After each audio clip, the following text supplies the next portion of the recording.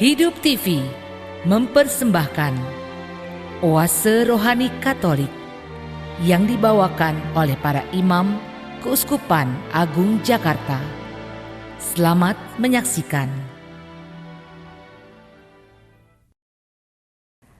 Salam damai sahabat Oase Rohani Katolik yang terkasih. Selamat Paskah bagi Anda semua. Pada Hari Raya Paskah Kebangkitan Tuhan kita berjumpa kembali bersama dengan saya Patricia Elsa. Dan saya sungguh senang saat ini saya sudah bersama dengan Uskup Keuskupan Agung Jakarta, Ignatius Suharyo. Mari sekarang kita menyapa dahulu Bapak Uskup. Bapak Uskup, selamat Paskah, apa kabar? Selamat Paskah Ibu, kabar baik. Ya. Ya, semua bergembira karena boleh merayakan Paskah. Ya, kita bersuka cita ya Bapak Uskup ya. Dan sahabat Oase Rohani Katolik yang terkasih, marilah kita awali pada hari ini dengan doa bersama dengan Bapak Uskup. Marilah kita berdoa. Allah Bapa kami, sumber kehidupan sejati. Hari ini putra-Mu bangkit jaya atas maut dan membukakan pintu kehidupan abadi. Kami mohon, perkenankanlah kami merayakan pintu kehidupan abadi. Perkenankanlah kami merayakan kebangkitannya dengan penuh rasa syukur, dan semoga karenanya kami diperbaharui oleh Roh-Mu, serta bangkit dan hidup dalam sinar cahaya-Mu. Demi Yesus Kristus, Putra-Mu Tuhan dan pengantara kami, kini dan sepanjang masa. Amin. Aku telah bangkit dan tetap bersama Engkau ya Bapa. Tangan-Mu Kau tumpangkan atas diriku. Kebijaksanaan-Mu sangat menakjubkan. Haleluya. Sahabat Oase Rohani Katolik yang terkasih, pada Hari Raya Paskah Kebangkitan Tuhan, kita akan mendengarkan liturgi sabda dari Kisah Para Rasul, bab 10 ayat 34a, dilanjutkan ayat 37 sampai dengan 43. Sekali peristiwa, Allah menyuruh Petrus pergi ke rumah perwira Kornelius. Di sana Petrus berkata, "Kamu tahu tentang segala sesuatu yang terjadi di seluruh tanah Yudea, mulai dari Galilea, sesudah pembaptisan yang diberitakan oleh Yohanes, yaitu tentang Yesus dari Nazaret. Bagaimana Allah mengurapi dia dengan roh dan kuat kuasa. Yesus itulah yang berjalan berkeliling sambil berbuat baik dan menyembuhkan semua orang yang dikuasai iblis, sebab Allah menyertai dia. Kami adalah saksi dari segala sesuatu yang diperbuat Yesus di tanah Yudea maupun di Yerusalem. Dia telah dibunuh dan digantung pada kayu salib. Tetapi Allah telah membangkitkan dia pada hari yang ketiga. Dan Allah berkenan bahwa ia menampakkan diri, bukan kepada seluruh bangsa, tetapi kepada saksi-saksi yang sebelumnya telah ditunjuk oleh Allah, yaitu kepada kami, yang telah makan dan minum bersama dengan dia setelah ia bangkit dari antara orang mati. Dan Yesus telah menugaskan kami memberitakan kepada seluruh bangsa dan bersaksi bahwa dialah yang ditentukan Allah menjadi hakim atas orang-orang hidup dan orang-orang mati. Tentang dialah semua nabi bersaksi bahwa barang siapa percaya kepadanya, ia akan mendapat pengampunan dosa oleh karena namanya. Demikianlah sabda Tuhan. Syukur kepada Allah. Marilah kita tanggapi dengan Mazmur tanggapan. Pada hari ini Tuhan bertindak, mari kita rayakan dengan gembira. Pada hari ini Tuhan bertindak, mari kita rayakan dengan gembira. Bersyukurlah kepada Tuhan, sebab Ia baik. Kekal abadi kasih setianya. Biarlah Israel berkata, kekal abadi kasih setianya. Pada hari ini Tuhan bertindak, Mari kita rayakan dengan gembira. Tangan kanan Tuhan berkuasa meninggikan. Tangan kanan Tuhan melakukan keperkasaan. Aku tidak akan mati tetapi hidup, dan aku akan menceritakan perbuatan-perbuatan Tuhan. Pada hari ini Tuhan bertindak, mari kita rayakan dengan gembira. Batu yang dibuang oleh tukang-tukang bangunan telah menjadi batu penjuru. Hal itu terjadi dari pihak Tuhan, suatu perbuatan ajaib di mata kita. Pada hari ini Tuhan bertindak, mari kita rayakan dengan gembira. Sahabat Oase Rohani Katolik yang terkasih, kita dengarkan bacaan kedua dari surat Rasul Paulus kepada jemaat di Kolose, bab 3 ayat 1 sampai dengan 4. Saudara-saudara, kamu telah dibangkitkan bersama dengan Kristus. Maka carilah perkara yang di atas, di mana Kristus berada, duduk di sebelah kanan Allah. Pikirkanlah perkara yang di atas, bukan yang di bumi. Sebab kamu telah mati, dan hidupmu tersembunyi bersama dengan Kristus dalam Allah. Kristuslah hidup kita. Apabila Ia menyatakan diri kelak, kamu pun akan menyatakan diri bersama dengan Dia dalam kemuliaan. Demikianlah sabda Tuhan. Syukur kepada Allah. Sahabat Oase Rohani Katolik yang terkasih, marilah kita siapkan hati. Kita akan mendengarkan Injil Yesus Kristus menurut Yohanes, bab 20 ayat 1 sampai dengan 9. Tuhan sertamu. Dan sertamu juga. Inilah Injil Yesus Kristus menurut Santo Yohanes. Dimuliakanlah Tuhan. Pada hari pertama minggu itu, pagi-pagi benar, ketika hari masih gelap, pergilah Maria Magdalena ke kubur Yesus, dan ia melihat bahwa batu telah diambil dari kubur. Maka ia berlari-lari mendapatkan Simon Petrus dan murid yang lain yang dikasihi Yesus. Ia berkata kepada mereka, "Tuhan telah diambil orang dari kuburnya, dan kami tidak tahu di mana Ia diletakkan." Maka berangkatlah Petrus dan murid yang lain itu ke kubur.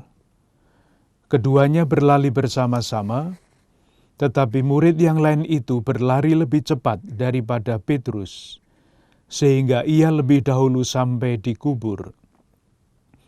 Ia menjenguk ke dalam dan melihat kain kapan terletak di tanah, akan tetapi ia tidak masuk ke dalam. Maka tibalah juga Simon Petrus menyusul dia dan masuk ke dalam kubur itu. Ia melihat kain kapan terletak di tanah, sedang kain peluh yang tadinya ada di kepala Yesus tidak terletak dekat kain kapan itu, tetapi agak di samping, di tempat yang lain, dan sudah tergulung. Maka masuklah juga murid yang lain yang lebih dahulu sampai ke kubur itu. Ia melihatnya dan percaya. Sebab selama itu mereka belum mengerti isi kitab suci yang mengatakan bahwa ia harus bangkit dari antara orang mati. Demikianlah Injil Tuhan. Terpujilah Kristus. Terima kasih Bapak Uskup untuk bacaan Injilnya.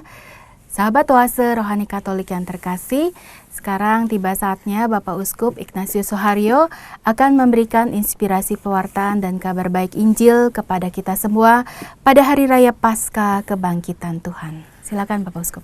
Saudari-saudaraku yang terkasih, tentu pertama-tama dengan penuh syukur, saya ingin mengucapkan selamat Hari Raya Paskah kepada saudari-saudara sekalian dimanapun Anda berada. Semoga Kristus yang bangkit, yang menampakkan diri dan menyampaikan salam damai kepada para murid-Nya, membawa damai yang sama bagi kita masing-masing, bagi keluarga-keluarga dan komunitas kita. Saudari-saudaraku yang terkasih, untuk perayaan Paskah ada beberapa kutipan Injil yang berbeda-beda yang dibacakan. Kalau Anda pergi ke misa tadi malam, yang dibacakan adalah kutipan dari Injil Lukas, bab 24, ayat 1-12. Kutipan itu berkisah tentang para wanita yang menerima warta bahwa Yesus sudah bangkit. Kemudian para wanita itu memberitahukan hal itu kepada para rasul. Tetapi para rasul tidak percaya dan menganggap kisah itu hanya omong kosong. Bahkan Petrus hanya sampai, saya kutip, bertanya dalam hatinya apa yang kiranya telah terjadi. Hanya sampai di situ. Pada hari raya Paskah pagi, bacaan yang diwartakan adalah seperti yang tadi sudah dibacakan. Kisah ini berakhir dengan cara lain. Pada akhir kisah dikatakan bahwa murid yang lain melihat dan percaya. Di dalam kutipan ini diceritakan proses bagaimana akhirnya murid yang lain itu melihat dan percaya. Berbeda dengan bacaan tadi malam yang tidak sampai kepada kepercayaan itu. Ini tentu adalah kisah lain yang mengandung pesan yang lain pula. Kalau Anda masih akan merayakan Ekaristi pada Paskah sore, yang dibacakan Injil lain lagi, yaitu kisah dua murid Emmaus. Yang diceritakan di dalam kisah itu sangat jelas. Pesannya adalah orang siapapun yang berjumpa dengan Kristus yang bangkit akan mengalami transformasi batin. Jadi untuk menandai, untuk mengecek apakah perjumpaan itu terjadi apa tidak terjadi, adalah adanya transformasi batin itu. Kalau kita baca dengan agak teliti, kedua murid itu pada awal kisah dikatakan mempunyai wajah muram, tidak memancarkan kegembiraan. Tetapi kemudian di dalam perjalanan perjumpaan itu, sesudah mengenali diri Yesus yang bangkit, dikatakan hati mereka berkobar-kobar. Dari wajah yang muram bertransformasi menjadi hati yang berkobar-kobar. Pada awal kisah, Yesus disapa dengan nada yang agak meremehkan. Apakah engkau satu-satunya orang asing di Yerusalem? Pada akhir kisah, kedua murid Emmaus ini menjadi pribadi-pribadi yang sangat bersahabat, mengundang Yesus untuk tinggal bersama mereka. Dan pesan yang juga sangat penting adalah untuk berjumpa dengan Kristus yang bangkit, tidak usah kemana-mana. Ikut saja merayakan Ekaristi. Itulah yang menjadi bagian terakhir dari kisah dua murid Emmaus itu. Saudari-saudaraku yang terkasih, saya kali ini tidak akan mengulas bacaan Injil. Yang akan saya ulas adalah kutipan dari surat Rasul Paulus kepada jemaat di Kolose, yang tadi juga kita dengarkan. Antara lain dikatakan begini, kamu telah dibangkitkan bersama Kristus. Jadi yang kita rayakan menurut Paulus itu bukan sekedar kebangkitan Kristus, tetapi juga kebangkitan kita. Jelas sekali Paulus mengatakan kamu telah dibangkitkan bersama dengan Kristus. Dan kemudian pada bagian yang selanjutnya pada ayat 4, dikatakan Kristuslah hidup kita. ketika kita sungguh-sungguh merayakan Paskah, dan merayakan Paskah tidak hanya berarti upacara, tetapi mensyukuri bahwa kita pun dibangkitkan bersama dengan Kristus, kita mungkin dengan suara yang tidak begitu lantang seperti Paulus, kita mesti berani mengatakan, Kristuslah hidup saya. Karena Paulus mengajak kita untuk mengatakan, Kristuslah hidup kita.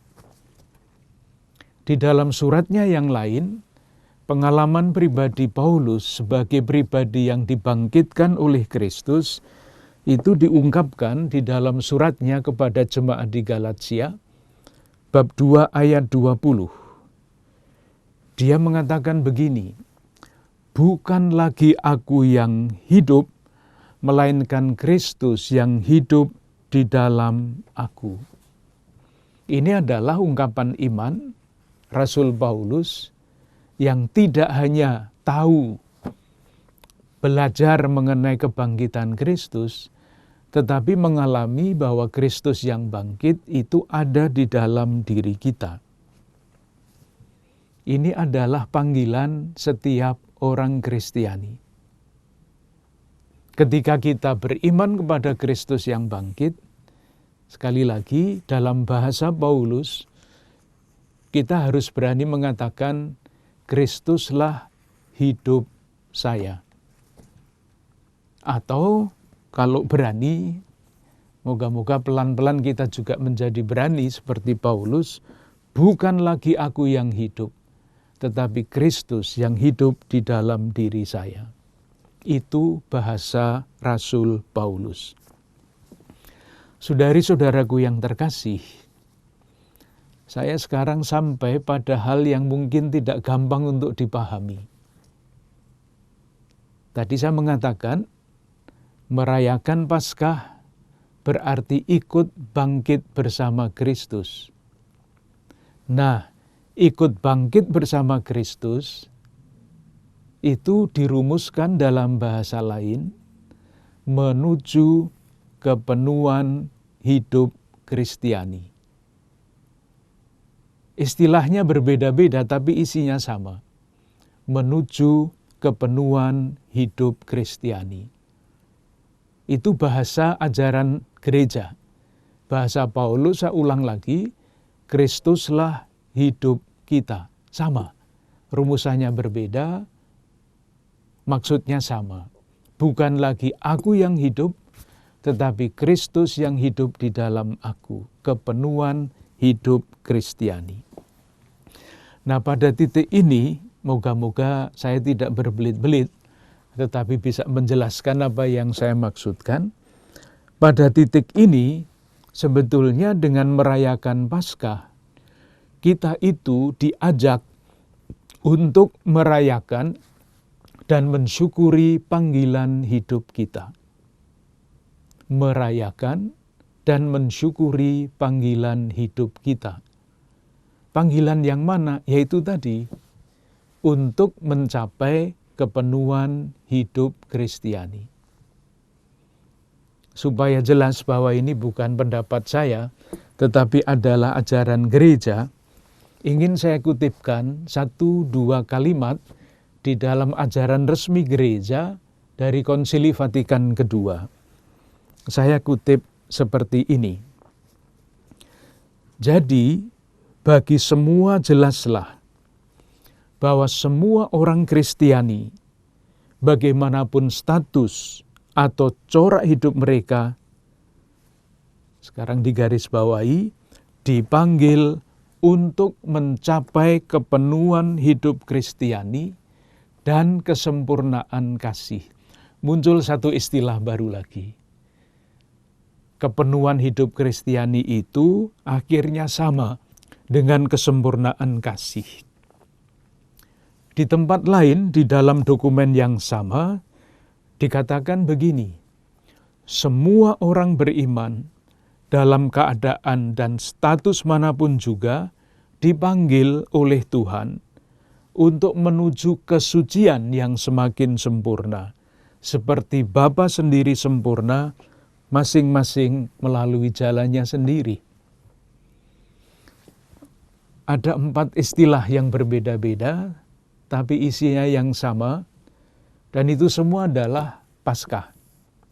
1, Rasul Paulus mengatakan, Kristuslah hidup kita, Kristuslah hidup saya, atau bukan lagi aku yang hidup, tetapi Kristus yang hidup di dalam aku. Itu bahasa Paulus. Bahasa gereja, hal yang sama dirumuskan dalam 3 istilah yang berbeda. Kepenuhan hidup Kristiani, kesempurnaan kasih, dan kesempurnaan kesucian. Itulah panggilan kita. Jadi, saudari-saudaraku yang terkasih, kalau nanti kita ditanya oleh orang, misalnya, saya pernah bertanya kepada anak-anak muda, besok akan menjadi apa? Jawabannya macam-macam. Jadi guru, jadi dokter, jadi macam-macam. Sampai sekarang belum pernah ada yang menjawab, saya ingin menjadi suci. Belum pernah. Padahal sebagai murid Kristus, itulah panggilan dasar kita. Mencapai kesempurnaan kasih, mencapai kesempurnaan kesucian. Moga-moga pesan ini dapat ditangkap dan sampai. Oleh karena itu, bagi saya merayakan Paskah itu sama dengan mensyukuri dan merayakan panggilan kita menuju kepenuhan hidup Kristiani. Itu ajaran resmi gereja dari Konsili Vatikan II. Paus Fransiskus memberikan penjelasan yang lebih rinci lagi mengenai panggilan itu. Saya bacakan, beliau menulis begini. Kita seringkali tergoda untuk berpikir bahwa kesucian hanya diperuntukkan bagi mereka yang menarik diri dari urusan sehari-hari dan menyediakan banyak waktu untuk berdoa. Itu saya kira banyak umat yang berpendapat yang sama.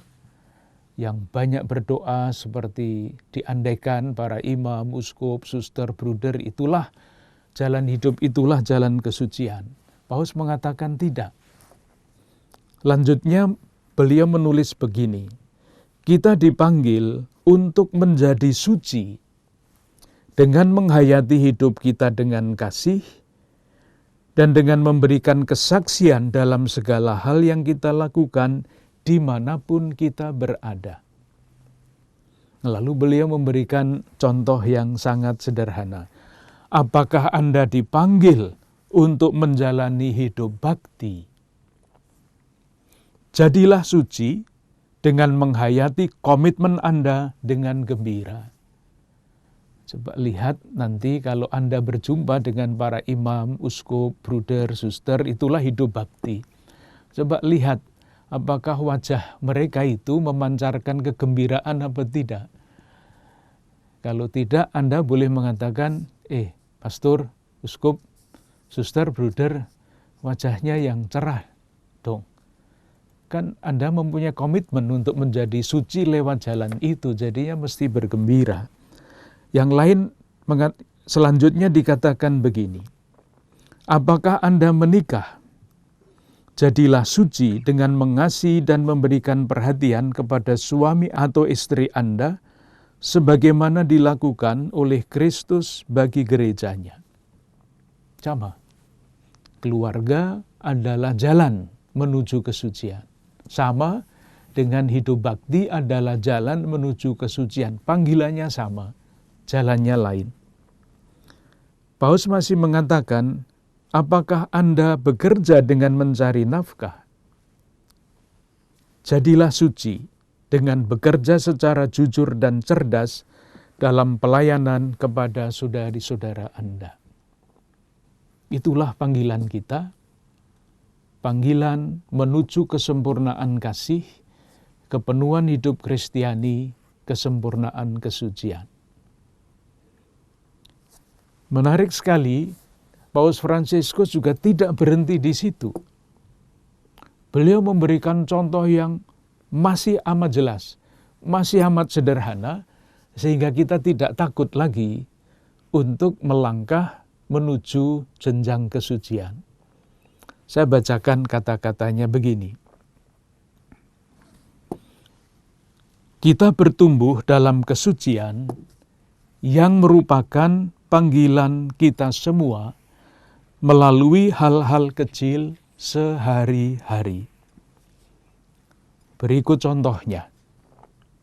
Seorang ibu pergi berbelanja, dan ia berjumpa dengan seorang tetangga.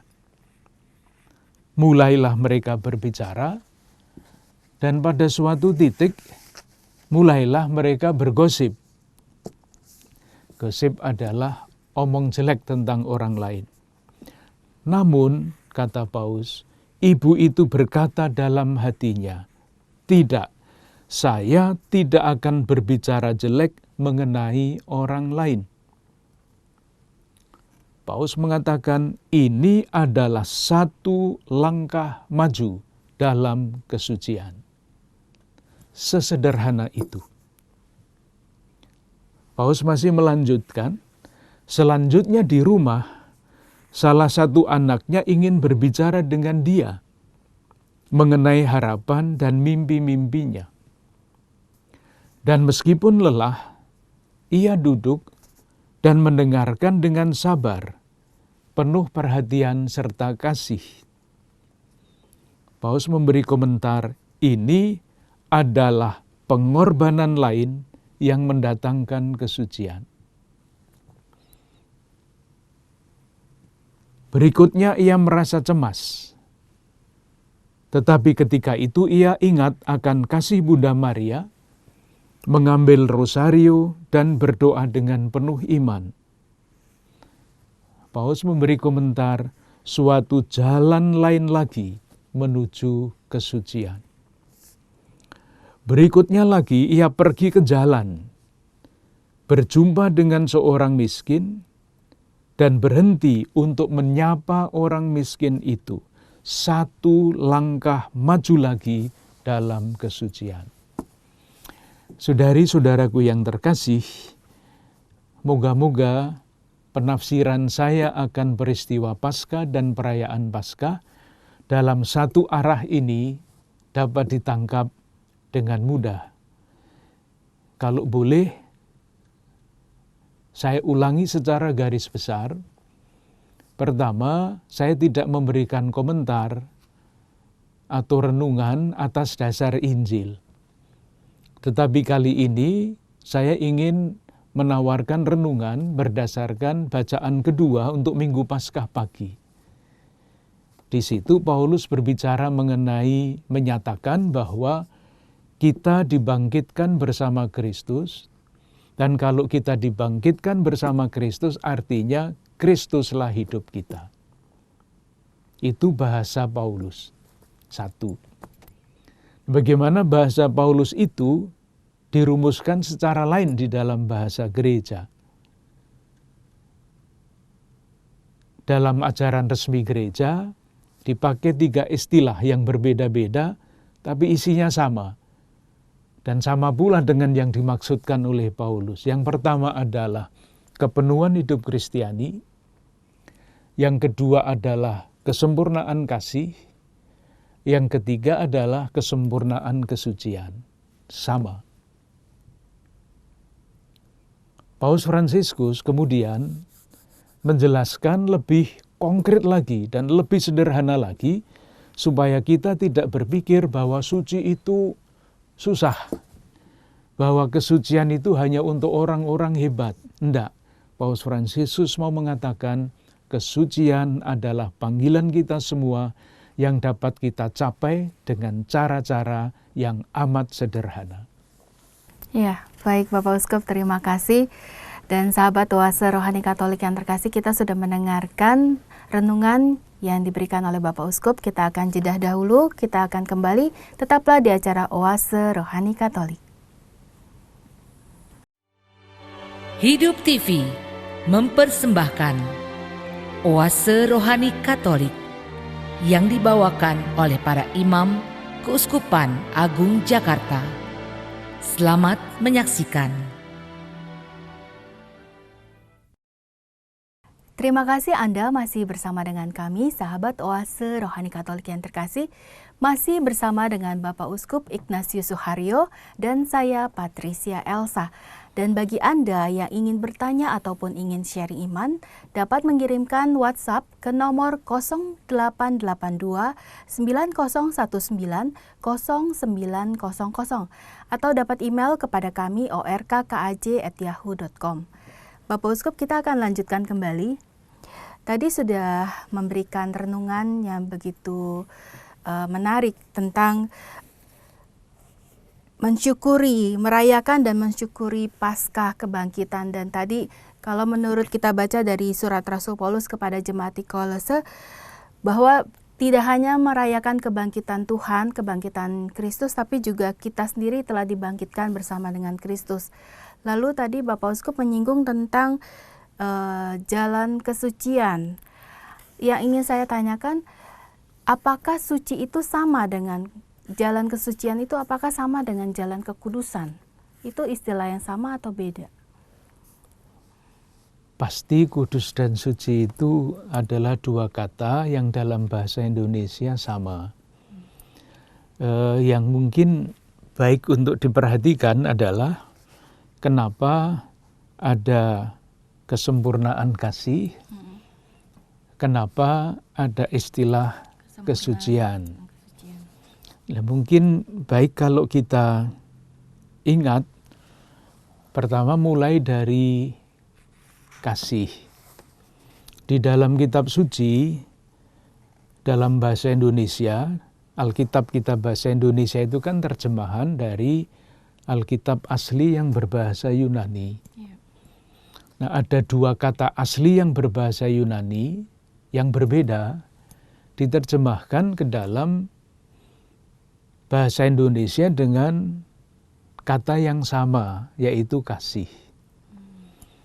Itu amat jelas kalau kita ingat peristiwa percakapan antara Yesus yang bangkit dengan Petrus. Waktu itu Yesus bertanya kepada Petrus, "Simon, anak Yohanes, apakah engkau mengasihi aku?" Itu ya. Nah, Tuhan Yesus itu ketika bertanya kepada Simon Petrus menggunakan kata kasih yang artinya kasih ilahi. Kasih ilahi yang tanpa batas. Nah, Petrus menjawabnya dengan kata lain yang diterjemahkan ke dalam bahasa Indonesia dengan kata kasih yang sama. Ia menjawab, "Engkau tahu aku mengasihi engkau." Tetapi sebetulnya Petrus menggunakan kata yang sangat berbeda, lain. Dia menggunakan kata kasih yang terbatas. Kasih manusiawi. Yang tadi kasih ilahi. Ya. Maka yang kedua, Yesus tanya lagi karena belum sambung kan itu. Maka ditanya lagi, apakah engkau mengasihi aku? Yesus masih tetap pada kasih ilahinya itu. Kasih ilahinya. Petrus juga masih tetap pada kasih manusiawinya. Nah, akhirnya Yesus yang menurunkan standarnya. Menurunkan standarnya dengan bertanya, "Simon anak Yohanes, apa engkau mengasihi aku dengan kasih yang terbatas?" Kan turun standarnya. Nah, Petrus menjawab iya. Lalu percakapannya selesai. Seandainya Yesus masih tetap menggunakan kata kasih yang tanpa batas itu, ya percakapannya tidak akan pernah selesai kan. Itu artinya dalam arti tertentu Simon Petrus baru sanggup mengasihi Tuhan dengan kasih manusiawi yang terbatas. Terbatas, belum yang lebih daripada itu. Itu belum kesempurnaan kasih. Baru kemudian di dalam perjalanan waktu kita tahu akhir hidup Petrus adalah mengalami kemartiran. Ia memberikan hidupnya demi Tuhan. Nah, pada waktu itulah, pada titik itulah, Petrus sampai kepada kesempurnaan kasih. Kasih yang tidak terbatas. Nah, susahnya kadang-kadang itu di antara kita, pergaulan antar manusia, yang kasihnya itu memang pada hakikatnya memang terbatas, menuntut yang tak terbatas. Nah, itu seringkali konfliknya kan ada di situ. Itu kalau kita omong tentang kasih. Sama, Allah adalah kasih. Maka kasih manusiawi mesti dikembangkan menjadi kasih Allah. Suci adalah kata lain, Allah adalah kudus. Mirip-mirip saja. Meskipun kata yang dipakai itu berbeda, tapi itu hakikat Allah. Intinya begini, Mbak. Dalam iman Kristiani, perkembangan pribadi manusia itu ada tahap-tahapnya. Tidak bisa dipisah-pisahkan, tetapi bisa dibeda-bedakan. Yang pertama adalah, memakai istilah asing, maaf ya, hominisasi. Hominisasi. Dari kata homo itu manusia. Manusia pada tahap yang paling elementer itu harus memang menjadi manusia.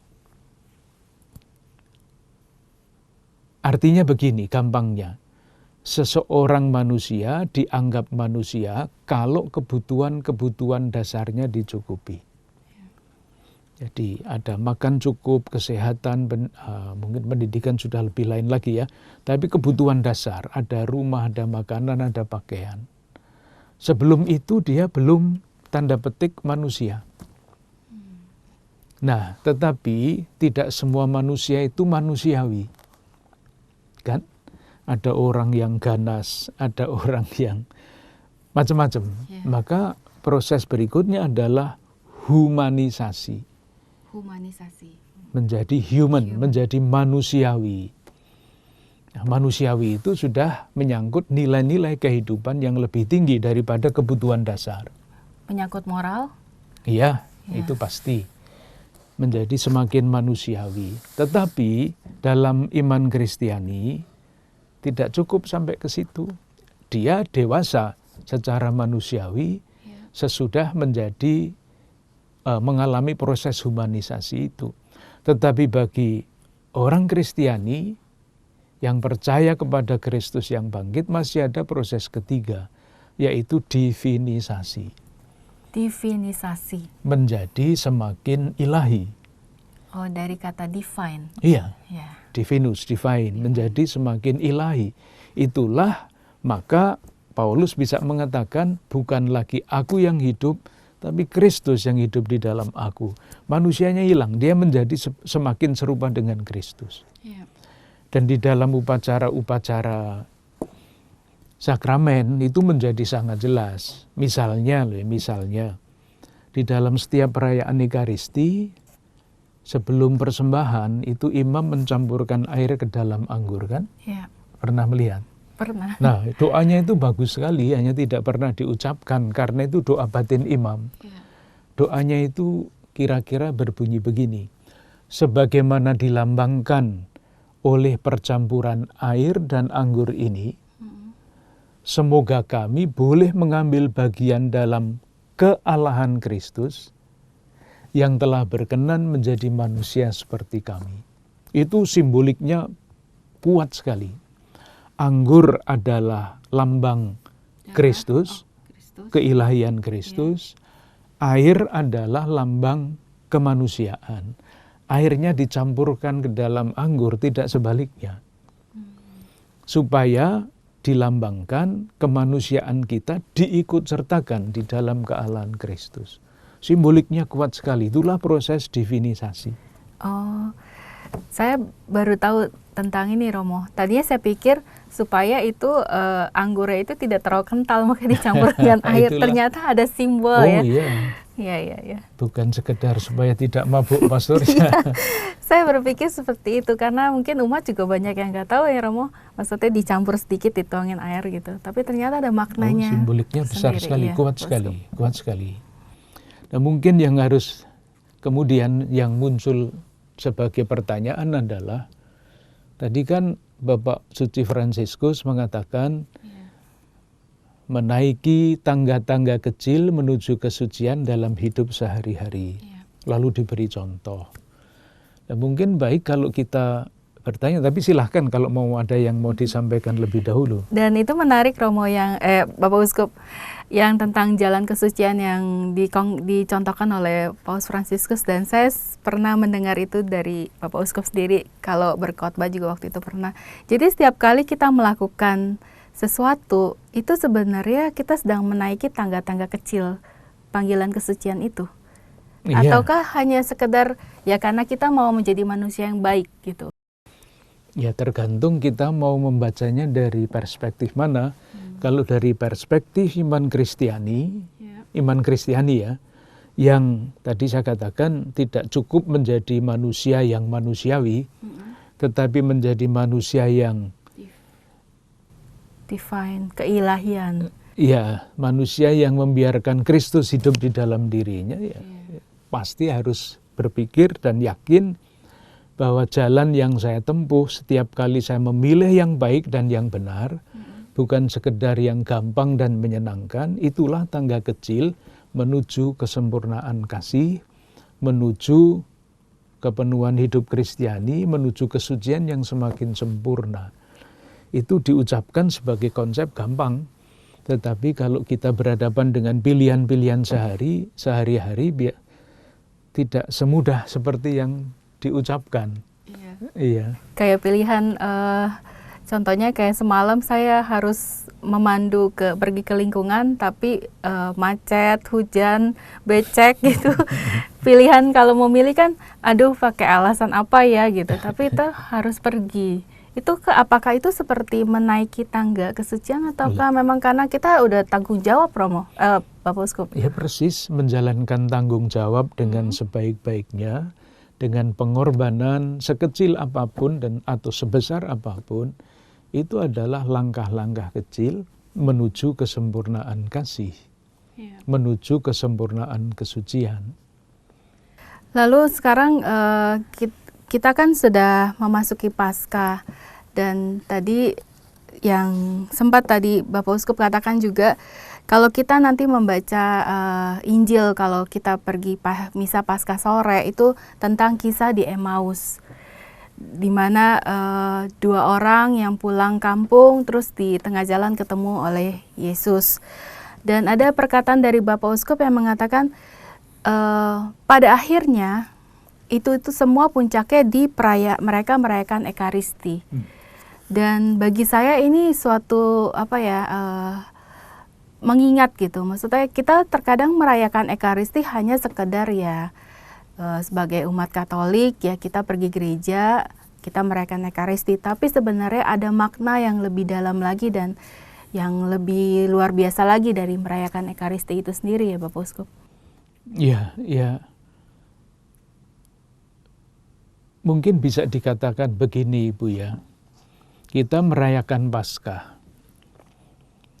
Paskah itu adalah kenangan, Paskah Perjanjian Lama ya. Kenangan akan peristiwa ketika umat Allah Perjanjian Lama dibebaskan dari perbudakan, dibawa menuju tanah terjanji. Kan gitu. Peristiwa pembebasan itu terus-menerus diulang-ulang ceritanya, karena itu adalah boleh dikatakan peristiwa yang menentukan hidup umat Allah Perjanjian Lama. Nah, yang seringkali dilupakan adalah pesan Paskah yang pertama dari Mesir menuju tanah terjanji itu kan kemudian masuk ke Gunung Sinai, dan di situ ada ke-10 firman Allah. Allah mengikat perjanjian dengan umatnya. Artinya apa? Artinya perayaan Paskah itu mesti memuncak di dalam perjanjian antara Allah dan umatnya. Dan perjanjian itu ditandai dengan ke-10 firman Allah itu yang adalah kode moral dan kode hukum. Artinya ketika umat Allah Perjanjian Lama mengalami Paskah, dia dibimbing pelan-pelan menuju kesadaran bahwa Paskah ini mesti membawa mereka menjadi bangsa yang hidupnya berbeda dibandingkan dengan bangsa lain yang ada pada waktu itu, dengan kode moral dan kode hukum yang membuat mereka dalam bahasa kita pribadi-pribadi yang berhikmat dan umat Allah yang bermartabat. Yeah. Yang lain-lain tidak punya kode hukum itu, tidak punya kode moral itu. Yeah. Nah, sementara itu sebelum Yesus wafat, ia juga merayakan Paskah. Kan? Bersama murid. Ya. Nah, tetapi di dalam perayaan Paskah itu ada sesuatu yang lain. Karena ketika Yesus merayakan Paskah, ia mengadakan Ekaristi. Nah, kalau Paskah itu kenangan akan peristiwa pembebasan umat Allah Perjanjian Lama dari perbudakan menuju tanah merdeka, Paskah Perjanjian Baru adalah kenangan akan Paskah Yesus yang membebaskan manusia dari perbudakan dosa menuju hidup baru. Dan itu dikatakan oleh Rasul Paulus di dalam bacaan yang kedua yang tadi kita dengarkan. Konsekuensinya ketika orang merayakan Paskah adalah carilah perkara yang di atas, di mana Kristus berada. Pikirkanlah perkara yang di atas. Itu artinya hidup yang semakin berhikmat supaya hidupnya memang bermartabat. Jadi dihubung-hubungkan begitu bisa saja. Iya, hidup yang semakin berhikmat sehingga hidupnya bermartabat. Bagaimana Bapak Uskup hidup yang semakin berhikmat itu? Itu tadi, bagi saya yang namanya hikmat itu sama dengan kepenuhan kasih, sama dengan kepenuhan hidup Kristiani, sama dengan kesempurnaan kesucian. Sama, persis sama. Hanya tadi yang saya katakan, bagaimana kalau kita berpikir secara konseptual, pertanyaannya adalah lewat pengalaman-pengalaman macam apa kita bisa melangkah menuju kesempurnaan kasih dan kesucian itu. Itu pertanyaan konseptual. Paus Fransiskus kan memberikan contoh-contoh yang konkret-konkret kecil-kecil ya.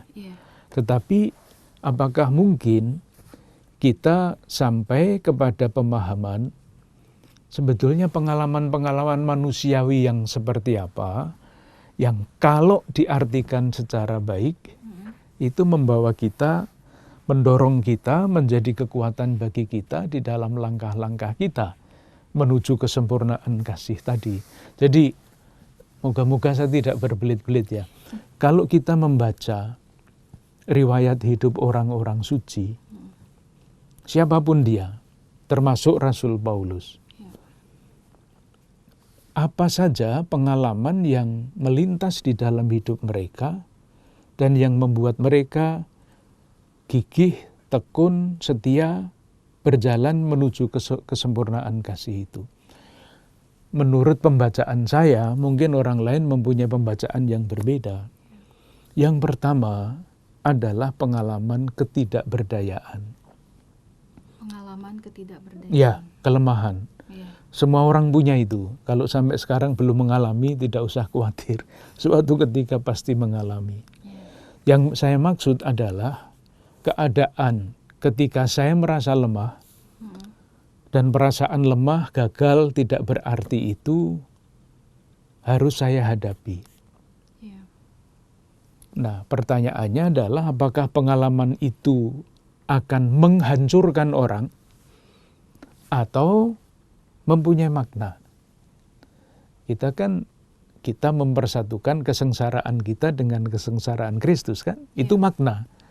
Ketika seseorang mampu memberi makna kepada pengalaman-pengalaman sebagai pribadi yang tak berdaya.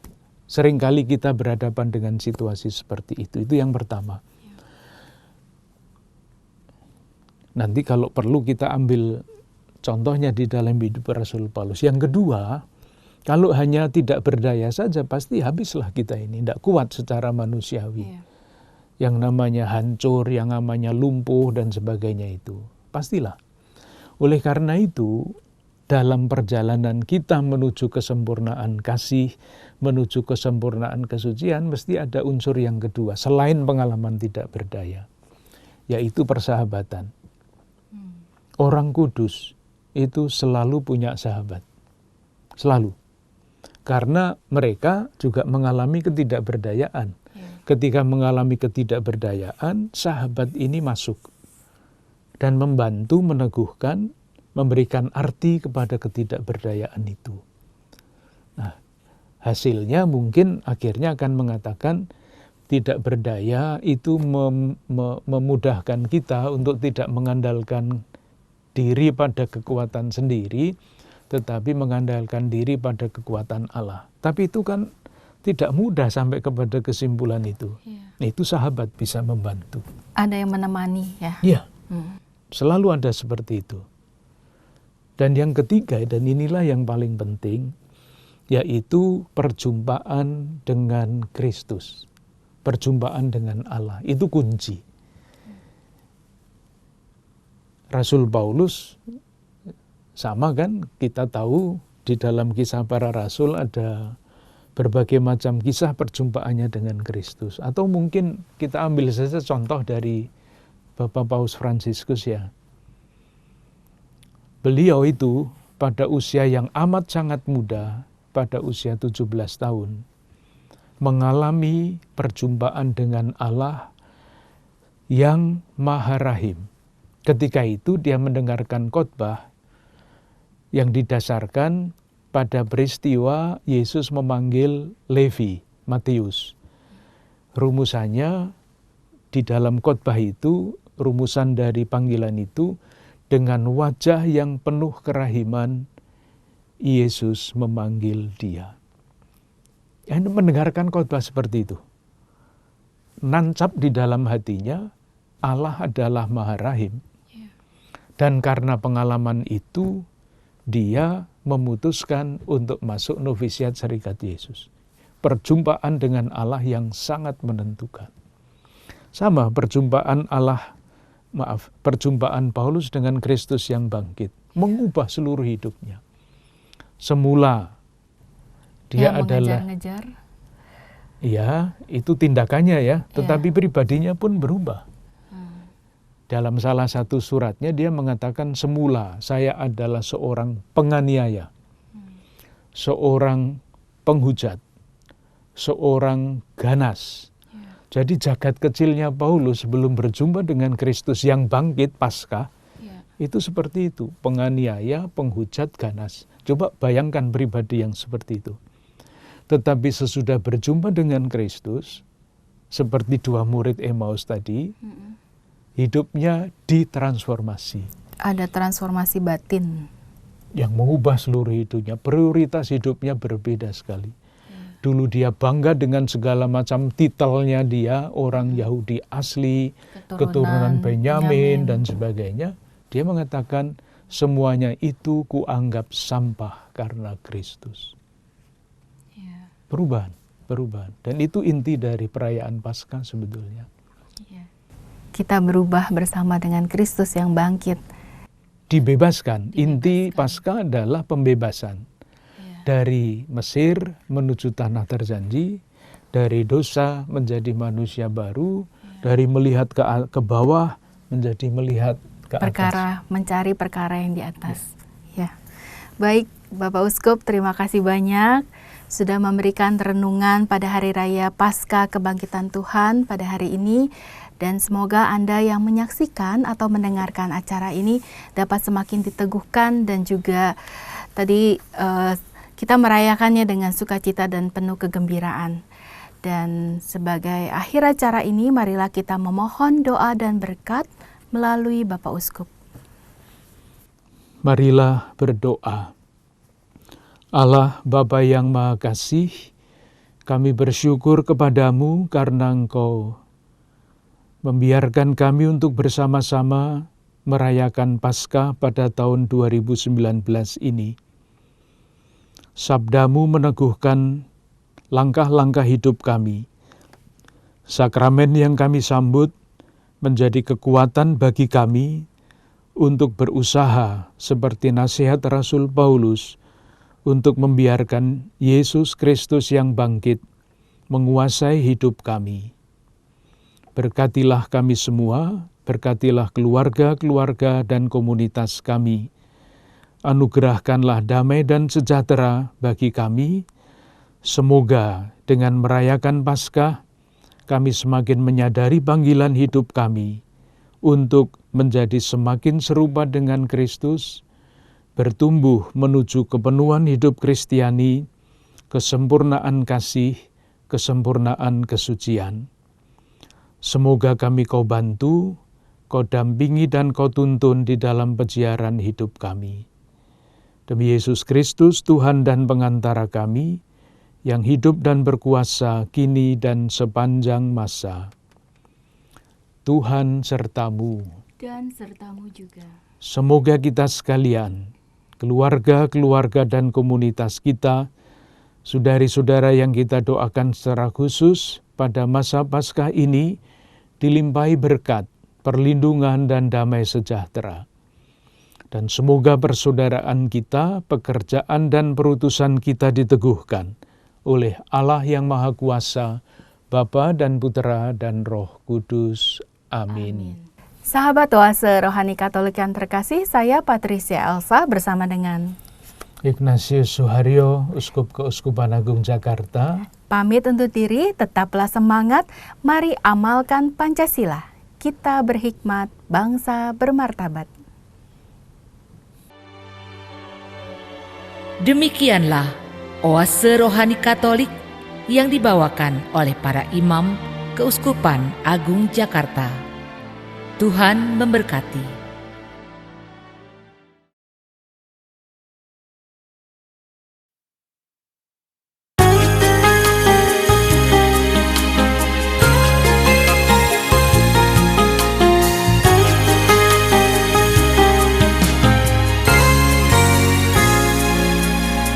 Siapa yang menganggap hidupmu tak berarti, dia pasti tak kenal Tuhan. Sebab Tuhan yang membuat manusia berharga, biar tak punya apa-apa. Lihatlah bunga bakung pun dihiasinya, burung pipit dipeliharanya. Terlebih engkau manusia dikasihinya, walau bersyukur pun tak bisa.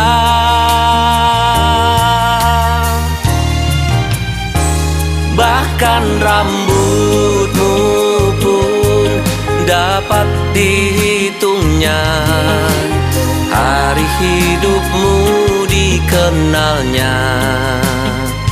Biarkan dia berkuasa atas hidupmu, yang berharga di hadapannya.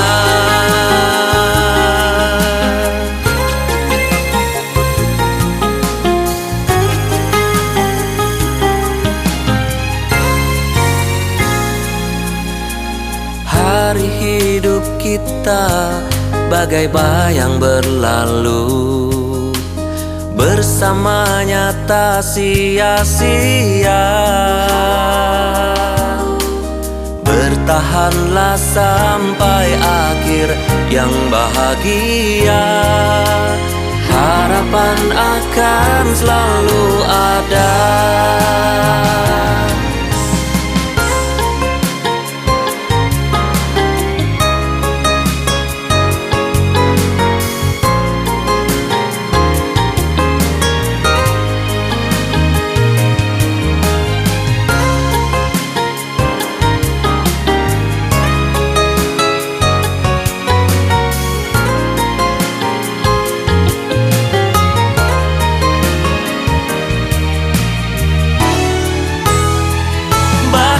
Rambutmu pun dapat dihitungnya, hidupnya.